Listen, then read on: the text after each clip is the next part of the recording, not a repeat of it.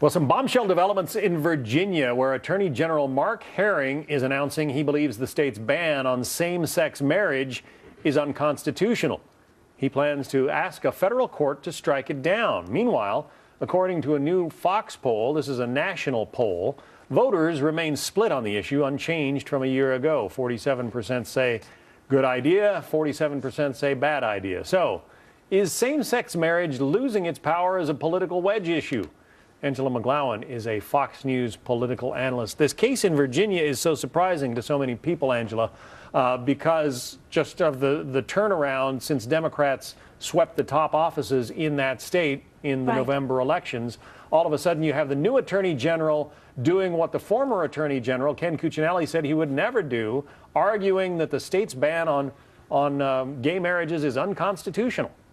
Well, then when Herring was a state senator, John, he was voting against the Constitution, if that's his argument, because when he was a state senator, he voted for the ban on same-sex marriages. Yeah, he says his thinking has changed. Is that the case, or is it that the political winds have changed? I believe the political winds in this case have changed. Listen, when you are a one-issue voter, and that will be your pro-choice folks, your sanctity of marriage folks, or your, same-sex marriage folks, you don't change your mind. You don't have an epiphany all of a sudden that you were wrong.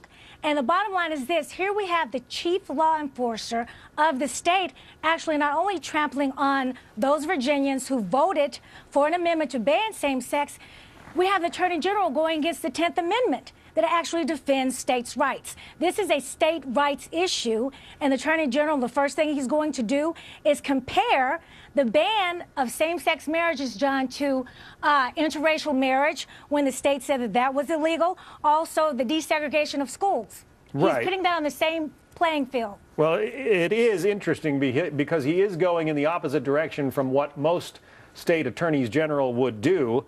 You mentioned the 10th Amendment, and, we can probably put it up on our screen there. The powers not delegated to the United States by the Constitution, nor prohibited by it to the states, are reserved to the states, respectively, or to the people. The people of Virginia voted by a factor of 57% against gay marriage. That was in 2007. So the Attorney General just wants to throw that out now?